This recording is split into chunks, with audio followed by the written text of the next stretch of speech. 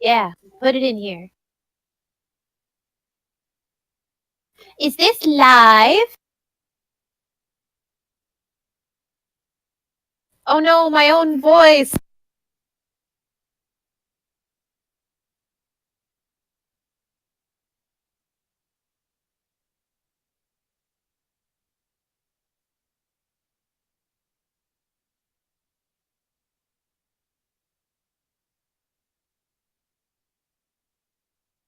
I like that your voice doesn't get to be displayed. So in this video, it's just me talking to nobody. No, it doesn't come through at all.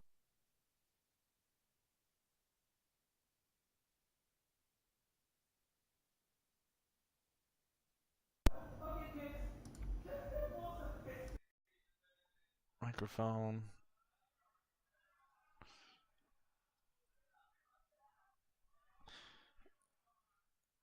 Yeah, I think I actually have to. If I do this, like if I talk here, I'm probably just gonna delete it afterwards. I'm just a means. It's just a means It to works stream. now.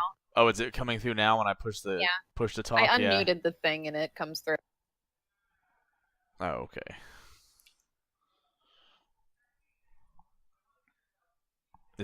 Wonder if anybody else is gonna come. They said they're gonna be a little late. No one's really said anything about being anywhere, to be honest. That's fine. Daniel expressed interest, but yeah, I You figured need he'd me be to the get most him? interested. You leave him to me. Christine's not even in here. Oh, she's coming. She's watching her. She's watching a series of unfortunate events. Aww. On YouTube. Let's see. What was I doing here? So I've written already like 15 pages. Just making Jesus. shit up.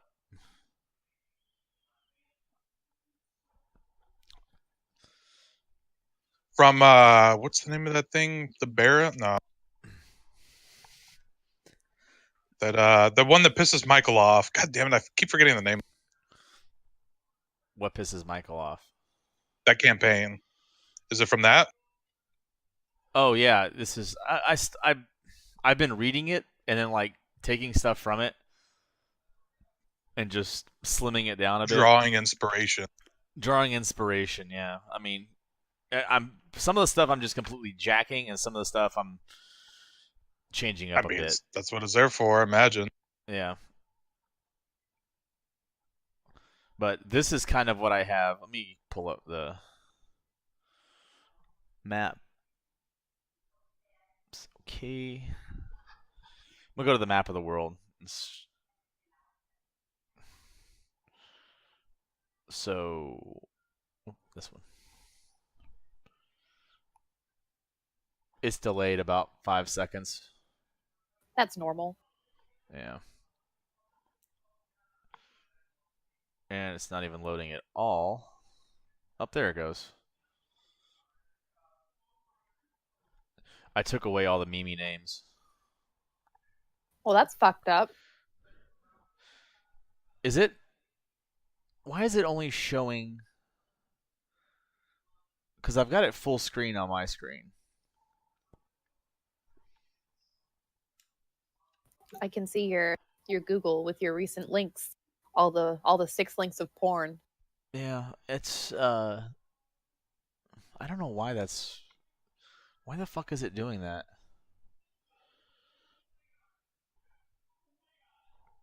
Let me try something else here.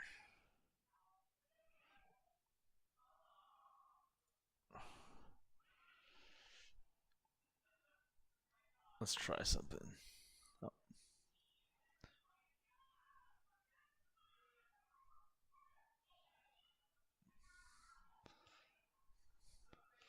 This might fuck the whole thing up, but let's try it.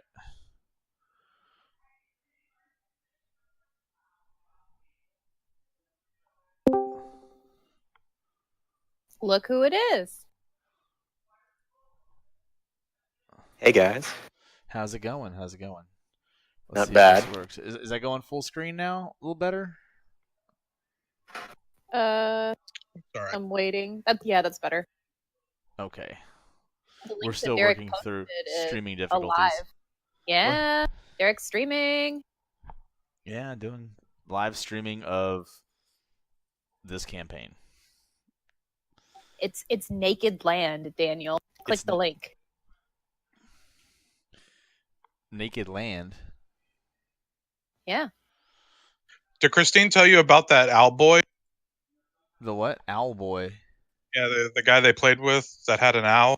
Did she regale you? Because I will if she didn't. She told me a little bit about it. She says he was like trying to abuse it or something. He abused all of us. We're all damaged as a result of that campaign. And see, and I was actually already thinking about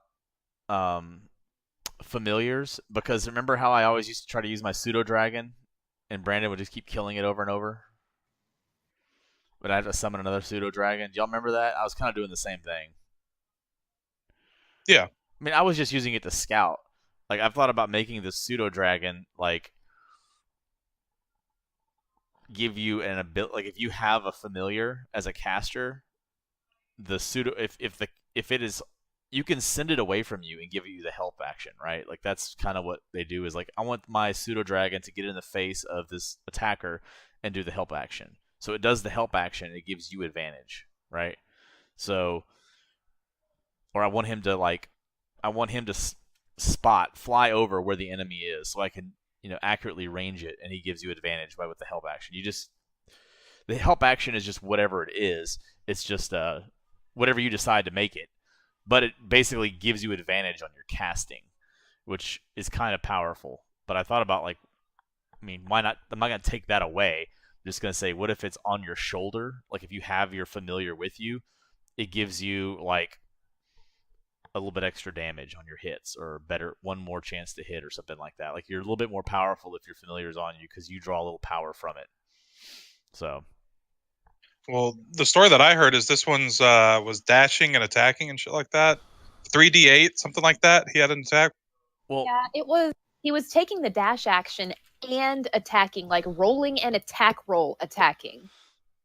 And it was just a regular ass owl, right? I mean, I'm sure it was some kind of fucking fancy homebrew owl, but I mean, that was late enough in the campaign that Brandon was honestly just sick of his shit and just like let him do whatever, and everyone just ignored him because he was chode. Yeah, I'm sure the owl has the flying owl is a thing that it did, it was a lightning based attack, so it was probably like a spectral owl or something. It wasn't like just a regular ass owl, because it stunned the person. Because the owl, if you see here, it actually has a pretty neat ability. It's like this fly. It does not provoke opportunity attacks when it flies out of the enemy's reach. So you can literally have your owl doing flybys, like flyby help actions. Yeah, but not dashing flyby help action. Right, which it's pretty fucking powerful. Like, this flyby is powerful enough as it is, and then adding like lightning attacks with, like, what the fuck was he doing? Like 3d8. I'm pretty sure it was 3d8. Well, look, I was gonna print up some ridiculous homebrew. Look what his talent attack is. Plus, it's literally 1d1 slashing damage. Yeah. Oh, yeah, that ain't what we got. That's not what he was doing. I didn't think so. Oh my god. All right. Well, I'm sorry you had to deal with that. I'm sure there will be people. Man, I wish I was there. That shit sounds hilarious. It was fucking trite. Like, I was over it. Well, it's over, and y'all can decide on whether y'all want to do AggieCon next year. No. I mean, maybe it's a good way to meet new players and people who want to play, but. I guess it'll depend on, because Christine made several connections. So, I mean, if those pan out, then it might be worthwhile. But otherwise, it's a big fucking meh. Like, just tell people get lost all the time. Like, no, I don't want you here. Leave. You're ruining the game. Pretty much. Did he ruin it or no? He didn't ruin it, because Brandon is a good DM in the sense that he was able to manage this dude being fucking aspy as shit.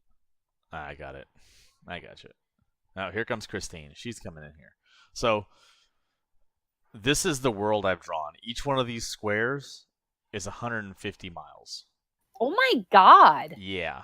So, and I've kind of got like a rough outline of how I want the world to be. This is not the map you're going to be playing on. I'll show you in a second. This is just kind of what um, I built out for the world, just to think about where things are. Like you'll see like some of this on this continent of Tholek.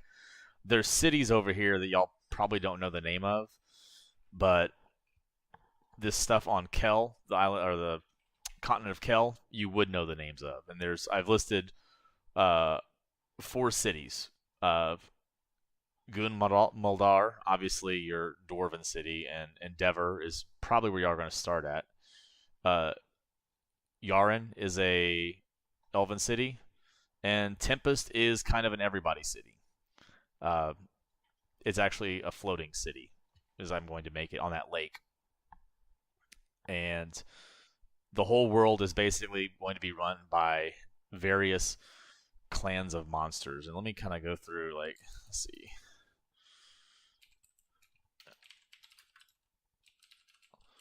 Let me pull up this. I'm kind of stealing Eberron's cosmology, but I'm simplifying it down. Like this, I'm just going to use the graphic here to... Here, this is probably a good one. Maybe.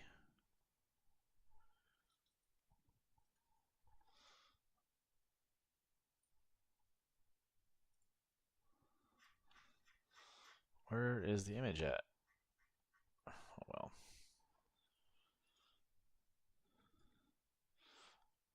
I'll draw something a little more appropriate for ours. But you see, it's kind of... This is a real shitty, poor quality image. But it's basically like concentric circles that go over the material plane, right? Yeah. And I've simplified it down into basically 6 different ones and 3 that sit directly on top of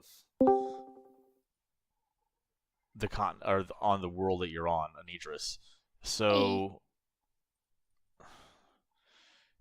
this is religion. Let's see here. Hold on. If I think I have typed this out somewhere. Yeah, these are the religions I've built. I've basically just built as the religions are. Let me stick to the cosmology first, which I don't remember where I put the loads to the cosmology. It's still kind of a mess, so I forgive you. Okay. I've just been jamming stuff down and eating gummies and then jamming more stuff down. What kind of gummies? The best gummies. Just kidding. If they're Haribo No bears, gummies. I'm leaving chat. I wish. We had okay, so anyways, it's basically going to be these 6 planes. Fire, I think it's fire, water, air, all that shit, right? And then they're kind of condensed down. There's still going to be a Fey, Wild, and everything's going to sit on top of the plane that you're on. And what happened is about 2,500 years before like this game started, is nobody really knows what happened. The monsters just started coming through. There's always been these things called manifest zones, which is just like these large areas that kind of take on the aspects of different planes and start looking like it. Like some places in deserts will have manifest zones that just like it'll turn to ash. It's like from the plane of fire or something like that. Forest, we'll start having a lot of fog and a lot of things taking on or a lot of storms. It manifests the plane of air. Well, something happened like 2,500 years ago that caused these planes to basically semi-merge with the plane that you're on. Okay, and this is the stuff I'm telling you is all that's known, and I've got like reasons for all this, and like y'all can unlock and figure out what this stuff is, and it's all like plot hooks and things for me. But the whole world is going to be basically splotches of these zones where the monsters live. Y'all are going to be carving out an existence by going hex to hex, fighting things here, fighting things there, and there's going to be other areas that are obviously not controlled by monsters, and I call them like sovereign areas. It's kind of like whoever rules. It's just the monsters aren't really they're there. They have influence there, like, but the monsters mainly stick to their manifest zones. Like if they get too far outside of them, they get weaker if they stay too long. And that's kind of something else that's known. So they kind of go back to these zones, but they have almost seems like unlimited power in these zones. Like they can regenerate, pull people from their plane to this one, and there's going to be ways to actually take them out and lay siege to their towers and their cities and things like this. And they're all going to be, you might be fighting an air giant in one, and you might be fighting a lich in another. There's no telling. So I've got. Let's see here. I go to maps. Actually, just go to Roll20. I mean, do y'all have any like ideas, like things that y'all want in the game, like things that you like? What would you want to see? Like, what would be like an awesome foe to fight against? Well, so I wanted to. On your world map, it looks like it's all just like plain world, and you said that each of those hexagons was like a bajillion miles. So does that mean that I know that we selected that we were interested in interplanar travel? Does that mean that just because of the scope of this material plane is so vast that we're probably not going to experience any other planes? Because I really enjoyed doing the Feywilds thing in Brandon's campaign. I thought that was a lot of fun. Yeah, I agree. What I'm going to do in this one is there's going to be planar travel. Probably not like right off the bat. Like you maybe have a strong ally to get there. That's probably going to be. I'll just say there will be ways, and I'll let you see if I want to.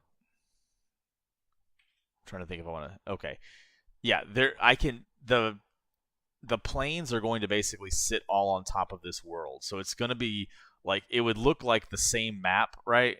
Except it's going to be like the buildings and stuff aren't there. The mountains are there. The rivers, like if you go to the plane of fire, the rivers are going to be lava. It's going to be the same world, but just like a fucking hellscape version of it, right? Like the upside down type. But it's going to be different aspects like of that of the world. So it's like almost like. Go ahead. Like, wouldn't it be fun or interesting to maybe have portions of the world that maybe destabilize and flip to that plane instead of just being the default plane, and we have to kill some sort of powerful elemental to get it to flip back to the material plane or to reduce the influence such that it returns to the regular material plane? Okay. So what has happened is there's going to be there probably is going to be something to where you actually like get these manifest zones under control, like get them back to the way they were years ago, like where shit just can't come through from the other side constantly and just can't spew out. And it's probably going to involve going to the other plane. Maybe not in every case, but in some cases. Does that make sense? So you might have to go like over the other side and do something, find somebody there, fight something there, talk to somebody there, or flip a switch there. Does that make sense? Yeah. But it'll be like the upside down of where you're at, like a hellscape version of it. So, yeah, it sounds like we're on the same page. Or you might be where the grounds, like the prairies, if you go to the plane of air, it's going to be you're walking on like what seems like clouds or something like that, or it's the plane of water. It's the mountains are ice, and then let's see the ground is like water that's varying depths from like an inch, a couple inches to a couple feet, So it's just water everywhere, but you can walk, or there might be something that's like, let me rephrase how this is going, like how I'm theming this. So did y'all look at any stuff with Eberron? I don't even know what that is. Just a cursory glance. All right, it's a campaign setting, and let me find some good examples of it here. Here's a good picture of it. It'll give you a good idea. there's Warforged, there's Lightning Rail, there's they have lots of airships. A lot of their ships are powered by even their find a bigger picture. There you go. A lot of their even like ships they go at sea are powered by like water elementals. There is the gnomes in this world have mastered the art of called elemental binding, and it's basically taking elementals, catching them, and putting them inside of a stone or something, or inside of an object, or fusing them to like technology, or they're fusing them things to create like an Arcana tech, and that's where like you get this called like Arcana Punk theme from. So you have these guys that are like engineers that can craft this stuff, and like so flying ships are going to be like, and shit like that is going to be much more prevalent here than it is on like a Forgotten Realms world. Like you're gonna have everybody's gonna have like if you can think of something like pick an ordinary item that would be like useful. Like Lois, think of something that would be useful when you're adventuring, like something you would have now, like to have. Bag of holding? Yeah, I agree. No, a bag like of holding. something modern, a modern thing, like that you wouldn't have in a Magic setting. Like let's say a car. That's pretty modern. Yeah, a car. They have there's something actually in here called they have it's earth elementals, and they call them something sleds. But yeah, they have vehicles in the game. It's what's it called? Earth sleds. They basically it's an earth sled. It travels. It's got a bound earth elementals, and it travels along the ground. And basically, well, that's not it. I thought they called them something else. Anyways, yeah, but that would all be in here. It's not something you're going to be like driving around on like first day or first month or whatever, but it's something to get later on. Right.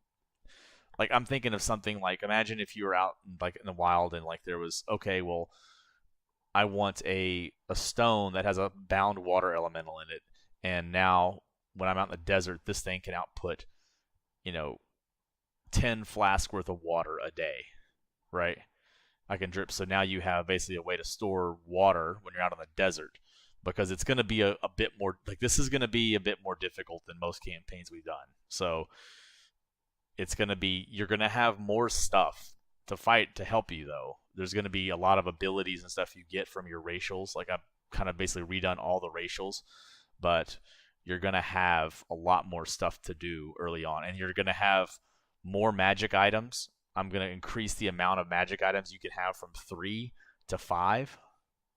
So you can Can I express concern? what's that? I'm concerned that if the campaign proves to be too challenging, like obviously if it's ultra hard, that's something different, but if the challenge rating is just a little bit higher than what the majority of us are used to, I know, and I'm a huge offender in this, we'll end up waffling on decisions and spending like 30-45 minutes deciding something that ends up being small. Like anytime I think about it, I think about when we went to the fucking desert in that previous campaign. We spent like 2 days preparing, didn't prepare right, and ended up teleporting right back out. Like that was the biggest waste of time, because it was essentially too hard for us. Like we weren't adequately prepared because we didn't know how to prepare. And I'm just concerned that if the difficulty level is similar to that we'll run into a lot of wasted time.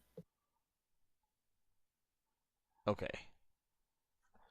I'm going to write that down because I'm thinking about that. So you're right. We wasted a ton of time in that campaign by going to that other. I mean, we went there and it was kind of weird because we didn't intend to go there. We just kind of like ended up there when we tried to teleport there, remember? Right. Yes. No, I totally, yes. Which is why one of the reasons we weren't prepared is like, oh, well, fuck, we're in a desert. Like, we don't see anything around. So it was a problem, but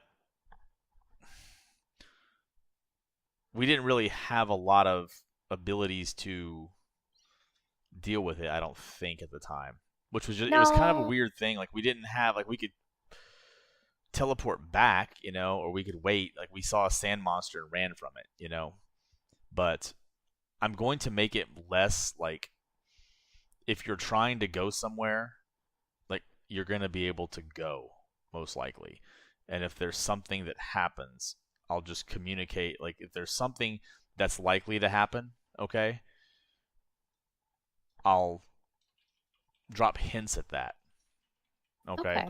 So it's not like I'll try to like lead you into like this is what, you're going to this area. Like you're going to be flying your airship across the jungles, right? The jungles are hard to navigate. The jungles have,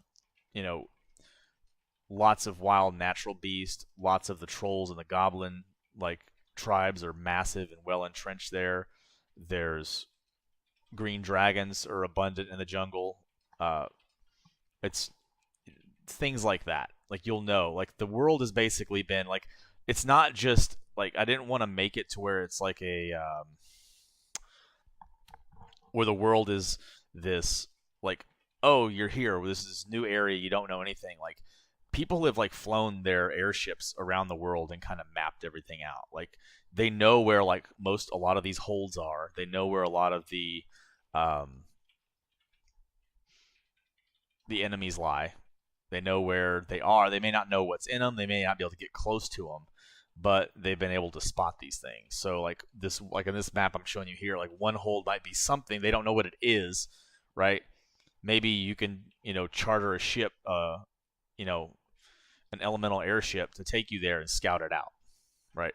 So it's going to be a lot more scouting and stuff, and maybe the scouting is left to another party or something like that, or like, two people that can play one night get on and be like, okay, well, we're going to scout this area. Well, we'll see what happens, and we go over there and find out what y'all can. Then you give it to the other party, and they go there with like 4 people, 5 people, and like, start tearing things up. That makes sense.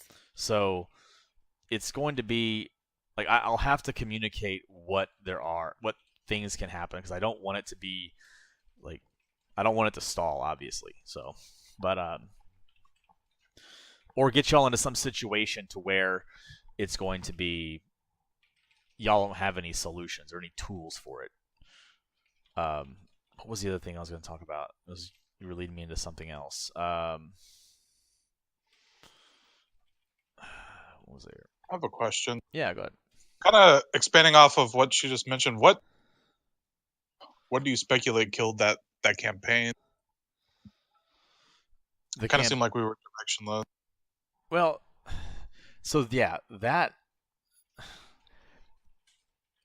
it's what I think we got overwhelmed with is that, like, I had that scrying stone. I pissed off something maybe, and it blew up part of the city. The demons were coming into the city. We went to the one realm, and we didn't really know where to go. Like, it wasn't really ever made, like, go to that keep, go fight this god, but we had to go rescue my daughter, and also do this. We just got, like, everything seemed like to be a urgent thing, right? Yeah. And if you ever watch like any other campaign, like, and the real fun stuff is the mundane stuff a lot of times, right? You understand what I'm saying? Where Lois gets to sit there and argue with the lady about what kind of robe she wants before she goes to Kalimshan, right? Like, and I want this, and like, and that kind of stuff. Like, I think a lot of like there needs to be like maybe one main threat, maybe 2, but nothing like when you have all these immediate threats, you get like, well, what the fuck are we gonna do? Like, there's 5 of us, and there's 5 different problems to solve that all need to be solved now, and that's kind of what I'm going to. I definitely am going to avoid that. I'm not gonna have like 10 things coming all the time, because that's just it's. All right. Related note, because Brandon gave you a warning. How are you gonna handle like power creep with having a bunch of magic? I was curious about that. It's gonna be low level magic. Okay. I'm actually going to do wild magic, and I've yet to work it out. but it's going to be. Oh, I think my mic cut out. No. That's what Lois said anyway. Like magic items, like the number of magic items. Remember how overpowered we got from all our magic? Right. Granted, that was later in the game, but it's going to be a lot more common magic items, okay, and a lot more. Like the ring might give you like plus. Like I can make like this stuff is really easy to like.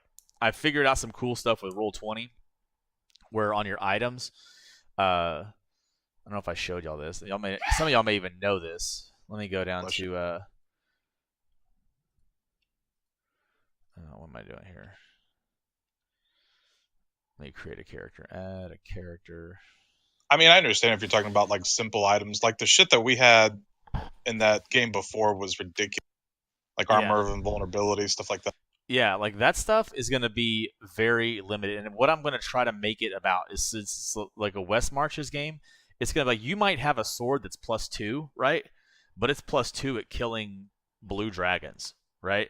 So it's like, well, fuck, I'm not fighting blue dragons now, but when I'm, trying to figure out something for y'all to do later on, like, okay, well, I see you have that sword, and somebody else might have a blue dragon item, right? So you have to go back to your keep, switch out your gear a bit to fight different things. So it's going to be kind of like we're going to have to configure ourselves to fight a bit things that are different. And I'm going to be throwing, like I said, it's going to be communicating. By doing that, I'm going to have to be like, okay, there is a camp of ogres here. These ogres are, they count as a giant class. You know that. So things that work on giants. So you can take time to configure your spells, right? And configure your items to handle that. But what I was saying is the items here, there's if I do, let's see, add a long sword to this here. So just to this, maybe a lad.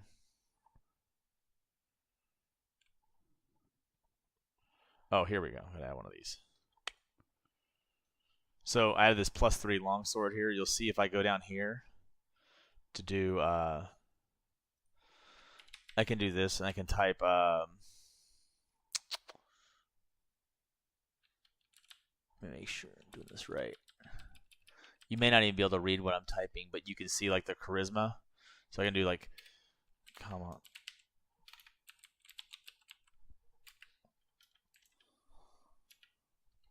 See the charisma jump, like you'll see I can make the, like, if this item is equipped, I can flip the charisma to like +10 on this sword. So you'll have a lot of different abilities. I can switch things out. Like that's kind of how you're gonna have to pick different things for different fights, basically. So you're gonna have let's see. What did I say? More magic items. There's my player guide. Okay, yeah. Lost Empire, Manifest Zones, Monster Kingdoms, Arcana Punk. I went over all that stuff. Oh, the city you're probably going to start out in is Endeavour. It's basically sitting on top of the whole thing is built up on top of a mountain mesa type thing, or it's lifted up off the ground about 80, 100 feet. This is the biggest city in the world so far, and they haven't really. People are because it's become this safe place that's been attacked several times, many times, but has survived. The monsters can't seem to take it. Like people are coming here like for freedom, so it's like, well, we need places to put these people, so we need to take more land, right? So it's like we need you to go out there. We need different adventurers to go out there and start clearing these places out so we can have larger safety zones, and then maybe we can start fighting back against all these different these planers that are on our plane. Go to their plane, maybe take the battle of them. And also some of these ships, okay, will have the ability to cross planes. So you might actually have to like buy a ship and build a ship to actually jump from plane to plane. So, or actually take anything besides yourself, or like small groups. Does that make sense? Well, so then Will it be ultra necessary that at least one player knows how to build a ship? Okay, I am going to do this. You're going to be getting a lot of rewards that aren't levels. Okay, you're going to be getting a lot of gold. You're going to be getting a lot of basically there's this whole world is just Dead Empire on top of Dead Empire, right?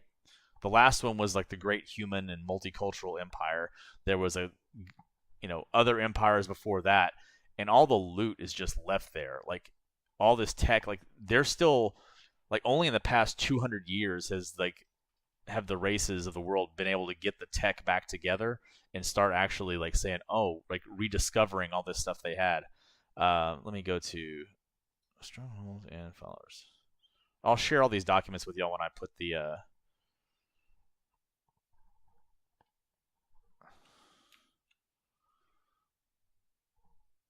open when I start putting it in the forum on the thing. Just open it in Fox. Okay, do that. So yeah, this is the Matt Colville book I was gonna use. So you're going to actually. I hate this fucking reader. Why does it always so garbage? Hold on. Just a second. Let me use a different reader.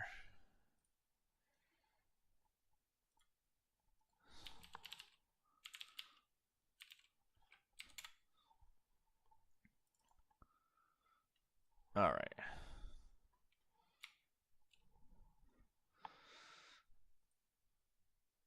All right. So remember how you had honkies as your background ability?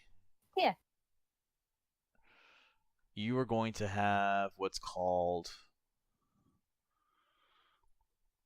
retainers, and I'm trying to find out where they're at in here. New monsters, siege, followers. Here you go, followers. This one looks like what's his name? Braun, I think. But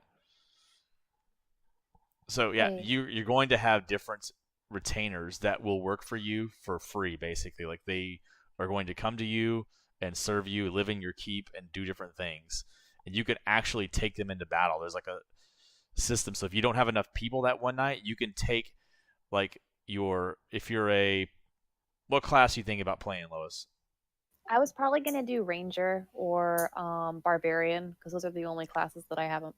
I buffed the shit out of the default Ranger class, so Hey.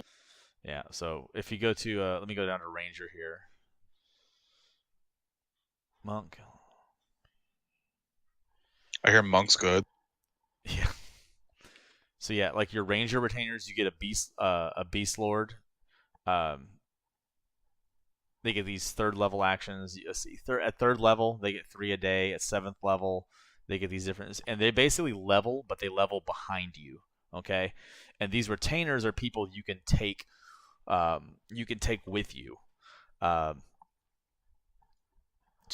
nice. One of the Yeah. other campaigns I'm playing has the issue where like only 3 of the like 5 people that have signed up can play, and the DM refuses to like downscale the combat.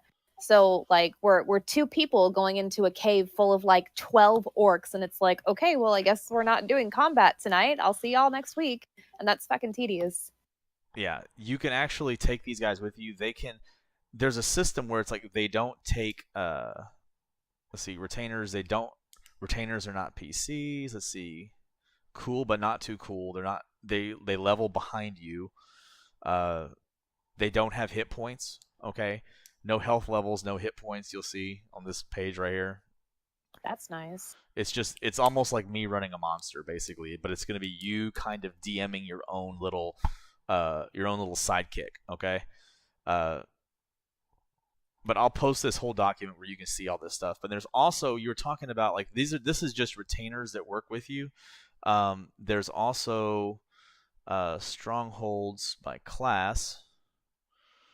So let's say if you're a ranger, right, and you decide to build yourself a keep, right? So you get a keep, and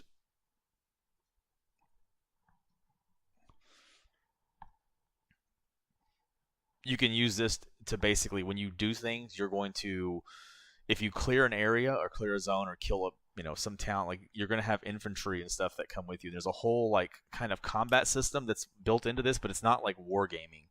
We're not going to be sitting here like moving troops around. Like I fucking hate that. Thank you.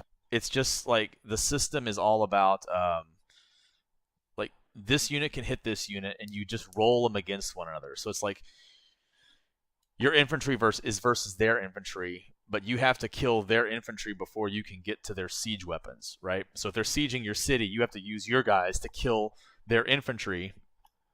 But unless you have like flying units, okay, which are, you can have like guys flying on giant eagles with archers, and those guys can attack siege units without having to do it's you see what I'm saying? Like there's just some rules as to like who can attack who, and you just do some rolls and see who gets it. How often do these events happen? I don't know. Depends on how often y'all want them to happen. Sound like you don't want them to happen. Well, I'm just concerned that it would be very time consuming, and potential. I can see it being a good thing, but I'm more worried about this is a lot of detail, and we haven't even gotten to the crafting part yet. I'm just worried that it's going to be very time consuming and it's going to pull away from some of the. Well, the crafting is going to be done by your the people in your keeps and in your towers. So if you're in a keep, okay, they're going to be able to like it's obviously the most defensive building. If you build a tower as like a wizard, okay, or as a sorcerer, you're going to be able to you're going to have people there that can research spells for you. You're going to take, and I'm going to try to move there's going to be like a story, and I'm going to move everything along, right? So it's like, okay, starting on June 14th, it's going to be a new season. We're going to progress forward a month. The things are going to change around. So if you haven't done anything you want to do, schedule a game of something you want to do before we start doing this again. And I think that is good, because what I don't want to see happen is we spend half of the evening setting up like what we want to do for our fortress, and then finally getting back to the campaign, and it's like, fuck, now we just finally figured out alignments and where the troops are going and all this other shit. All the crafting and stuff, okay? Like I'm not gonna do any crafting in game, okay? We're playing the game. Like there's not gonna be any crafting in game. Like there's just gonna be like, I'm gonna switch some items around. That's it. Crafting can be like, this is what I want to get done this season, or this is what I want to get done over these 2 seasons. So it's like we're gonna have like a post or a forum post, and it's just be like, this is what's gonna happen. And if you want to make something and you want to do something that's like specific to you, you can have establishments that people like, oh, I have spies. Establishments give you spies, so maybe you find out where something is, like that sword. This is a sword that I want, or this is something I need. So I've heard there's one in this old abandoned temple, so let me go there and get it. You have different people that do this, and depending on who you are, like if you're all going to be like your own little superheroes, and you're going to be able to, you're going to have your own people that follow you. Okay, so when you go to your keep, it's going to be like your place, and it'll be in your hex or with somebody else's hex. When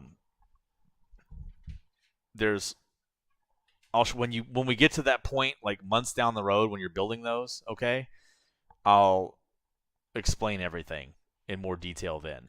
But like all the crafting and anything else you want to do, like we're going to do this, plan this out, like you just do it in the forums, have it written down, and we'll go online and get it started. Okay? Okay, one more question about the keeps. Are you snapping at me? No, I'm clicking the pin. So the keep, is it going to be a group keep, or is it going to be like, I'm going to have my keep and I want to put my tower in, I'm going to pay for my tower, but I'm not paying for anybody else's tower kind of thing? Like, how does that work? Is it a collaborative, like we all chip in to get a certain tower, or is it like you have your own section of town and that's what you do in your... Both. Whatever you want. Like if you want to build it like in the same area and have it in the same hex, like if you want to build a tower, if you want to build a keep, a tower, and a temple in the same area, but like Logan wants to build his Druid Grove in another zone, like he could do that. And things will happen there, and he's gonna like if he has his Druid Grove, Logan's Druid Grove in that other hex, he is going to get Strongholds by class. Like I said, he's a Druid. You're going to have domain effects, and then you're going to have Stronghold Actions. So Stronghold Actions are basically things. So if I'm going to send monsters into your zone, but your Stronghold is going to make that whole hex stronger. So you can cast Banishment on the enemy, sending them to Arcadia on a failed save. So basically you can send them back to the plane they're on, or the plane they're from, on a failed save. So you can do that once. You can do each of these actions a number of times up to what level your Druid Grove is. You summon 1d4 Shambling Mounds who fight for you for 1 minute. These are things you could do in your hex. There's also stuff that you can do. Where's it at? And everybody has different roll tables, so you're going to be getting different followers, different ambassadors, and when you get ambassadors, you can you find out you get better connections with you get an elf ambassador, you're going to have better access to elven technology, elven magic, elven units they can send you, things like that. So like I said, that's all way down the line. And whenever you decide to do whatever classes you decide to pick, there is something here for you. There's you were talking about building stuff. Here it is, Artisans, right? So you have Artisans, and they tell you exactly what they do. There's this little chart here at the bottom. A very simple way of making potions. If you have an alchemist, you can make you get the eyes of a monster. Okay. You can make potion of invisibility. So you can make a potion that makes you invisible to those monsters. If you harvest the blood and you successfully harvest the blood of that monster, you can make arrows of monster slaying. Gives you an advantage on killing that type of monster. Does that make sense? It's not super, super complicated. It's just going to be I need to go find this type of monster and we need to go kill some of these. So, we'll go find this thing. We'll see what we can do. We'll have a unit. Some people go scout. We'll have a scout night. We'll maybe encounter a couple of them or something like that. And then, oh shit, there's a whole bunch of them here. Let's figure out how to deal with this. So next week you would figure out what are we going to do? How are we going to deal with this? And then you act it out the next time you meet. Question. That makes so the content is hopefully going to basically create itself based upon what y'all want to do. And there's going to be all this the whole idea is I'm going to fill this map out here with things and notes, and you can click on it and see. Maybe click on it. I haven't figured out how I'm gonna do it yet. I might actually just name it in the hex, and then why can't I? Oh, it's the wrong layer. Object layer.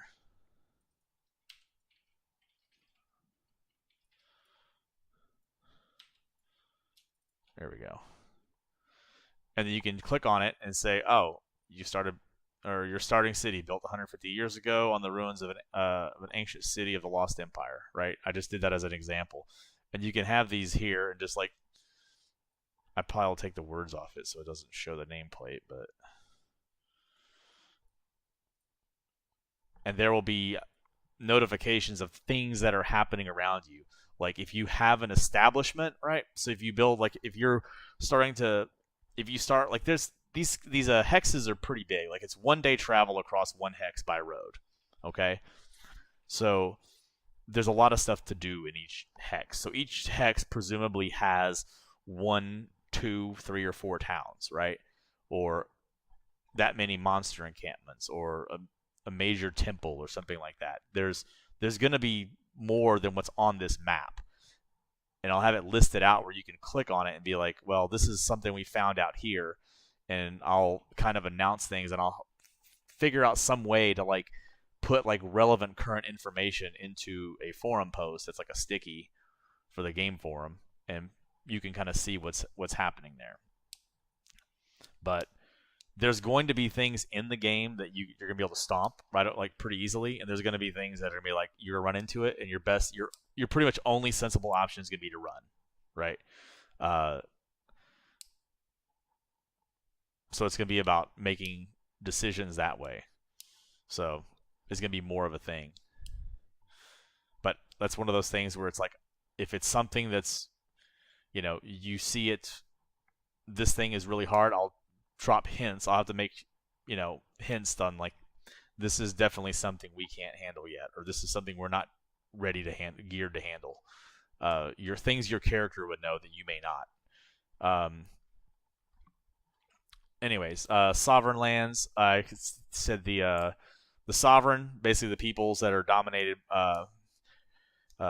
Names of the peoples free of domination by the monsters. The planers is generally what they call things that came from the other planes that are living on this one, and the bent are the names of the name given to individuals on Venedris that are enslaved or indentured to planar monsters. So most of the world of like humans and stuff are bent and serve these monsters in some way, as they're just dominate over them. Read some stuff about the free cities. I redid all the races, pretty much. So pick a race. Somebody pick something random. I'll let you look over this individually. Oh, Elf. there's what's that? Elf. The race is elf. Okay, so yeah, so you have high elf, wood elf, and Eladrin are also in here. So if you pick like high elf, Masters of Arcane, let's see what it is seen that, done that is your ability. Elves have been around so long, they've just seen just about anything in the arcane. They have seen or done before, even if they are the most brutish barbarian. Elves get to add their intelligence modifier twice to any arcana check they perform. And at level 10, they get to add their intelligence modifier twice. So if you need to go figure out like something magical, bring an elf with you, right?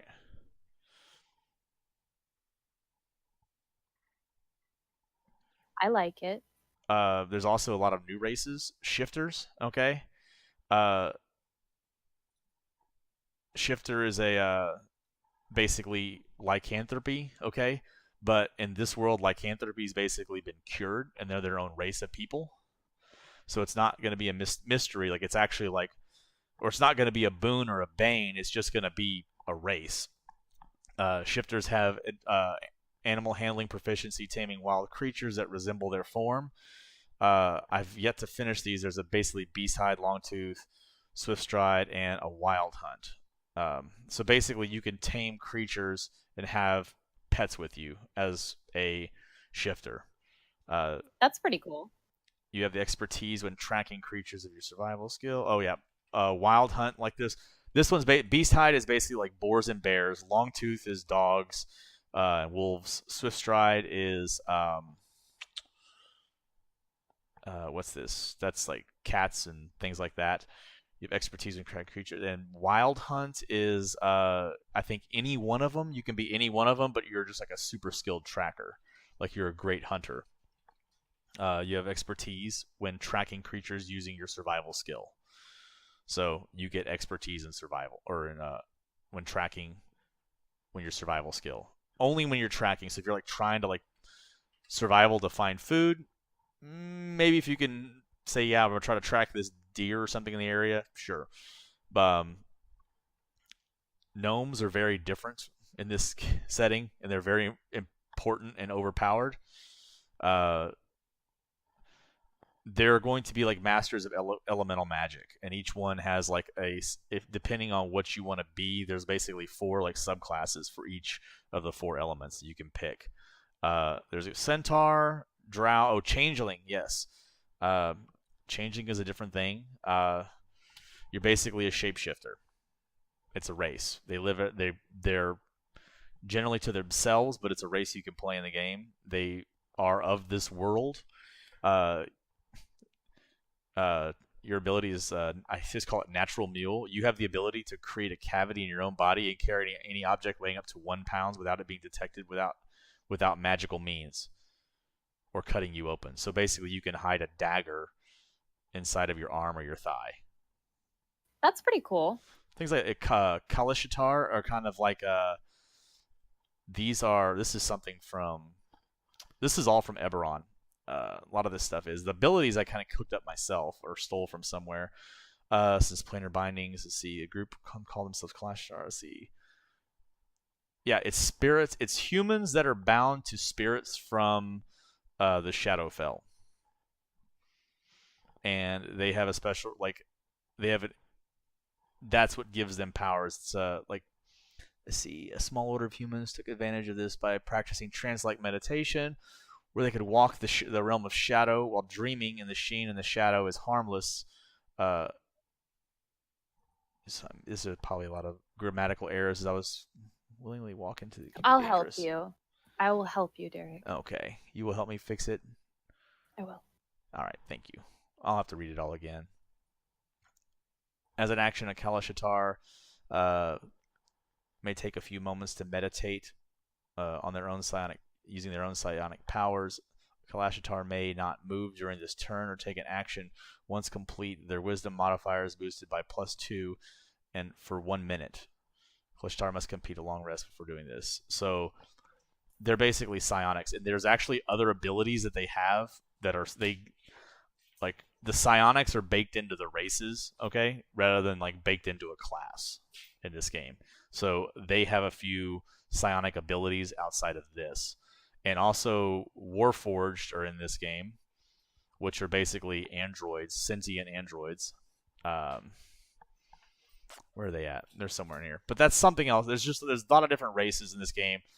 Things aren't necessarily bad. Like the orcs aren't bad. They're more like they were basically the first druids in the world. The orcs are they're tribal, but they're fierce protectors of their areas, and they generally kind of keep to themselves in rural areas. They're kind of feared for this sometimes, but they're not necessarily like evil, possessed by Grummish or whatever the evil god of Forgotten Realms is. They're just something like everything's kind of like shaken. Like if they're bad, it's because they're bad because of like some motive they have or something that is corrupting this group or something like that. Like and you might come across evil tabaxi as much as you come across evil orcs, right? So, I changed just some things. Like there's this is talks about the attunement right here. Let's see if it's gonna go there. Yeah. So it's like how many weapons and stuff you can attune to.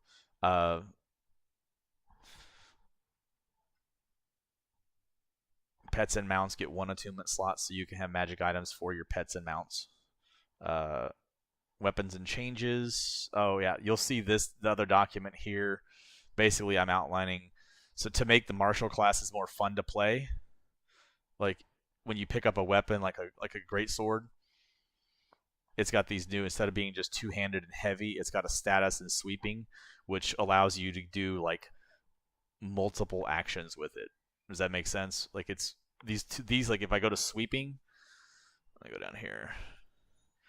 Sweeping is these weapons strike in broad sweeping motions. When you make an attack with a sweeping weapon that deals slashing damage, you may use the bonus action to deal the weapon's damage die or in damage against a second target within your reach. So like it's not just like here's my big 1d12 weapon.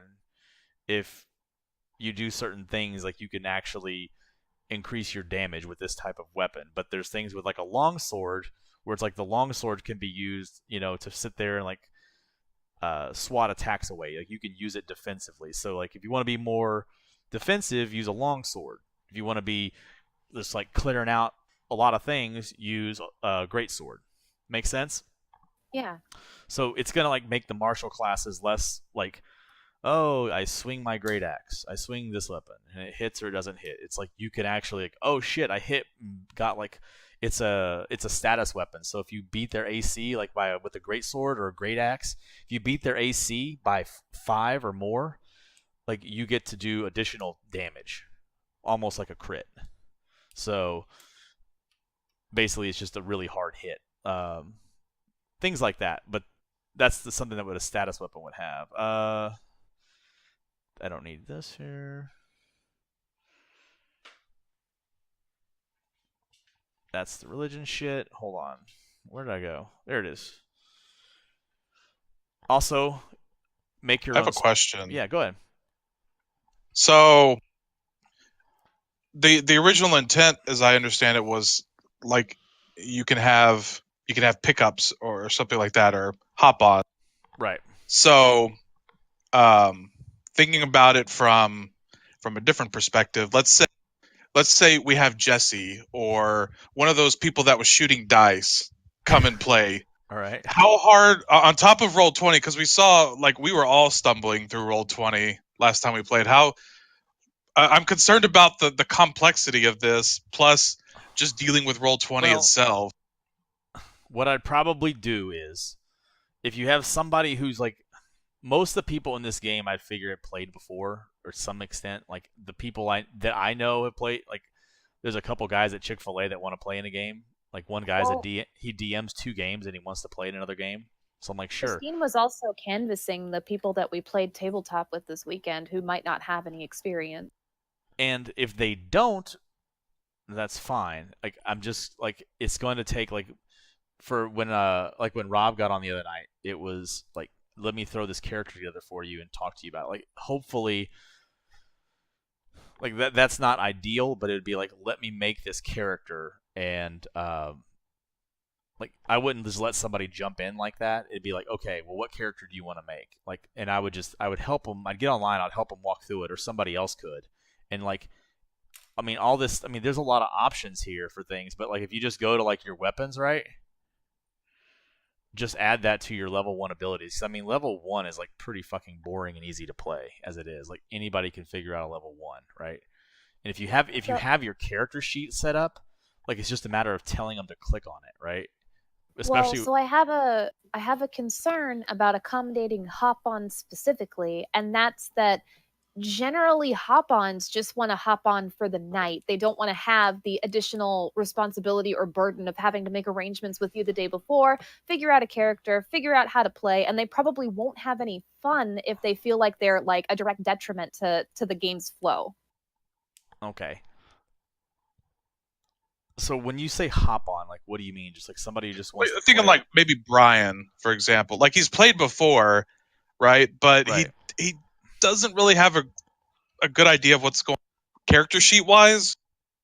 I think he's more there to mess around and role play and stuff like that, which is fine. It's great in my opinion. And here's the thing, is it's there.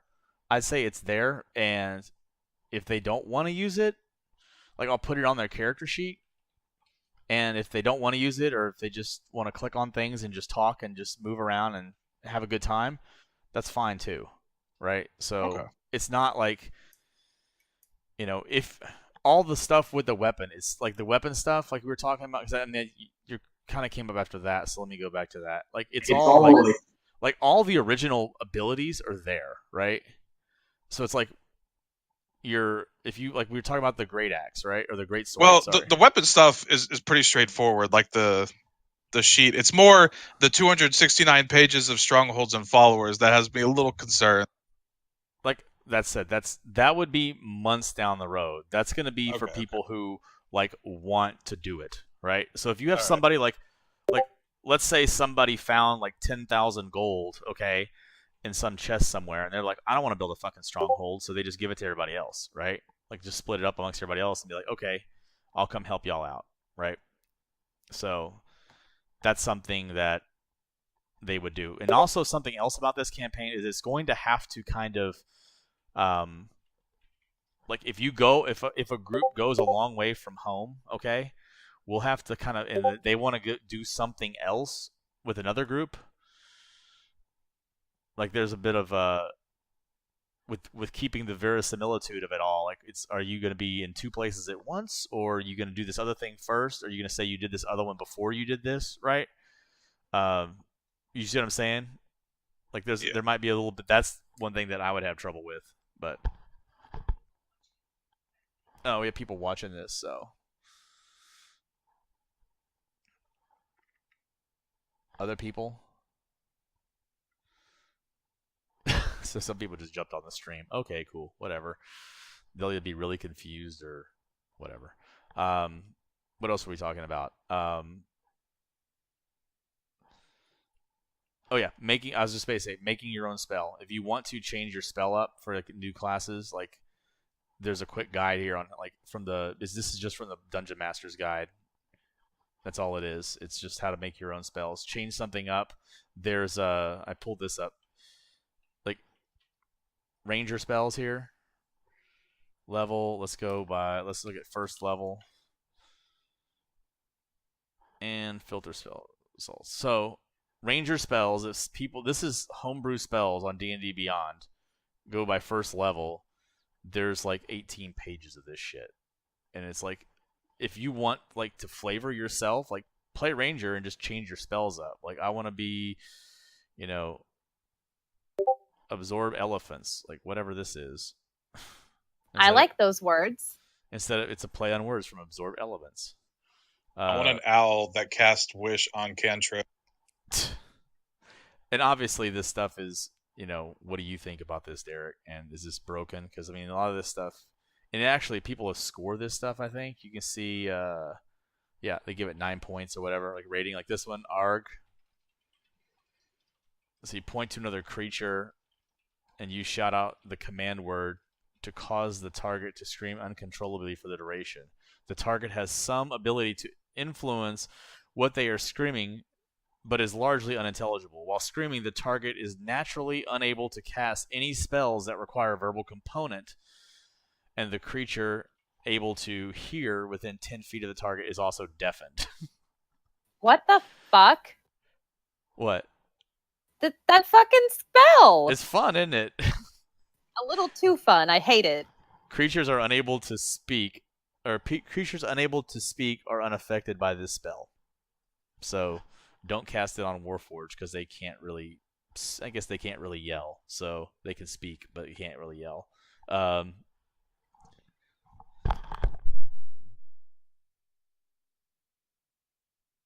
Jerry the Bard. It's quite the name. All right, one second here.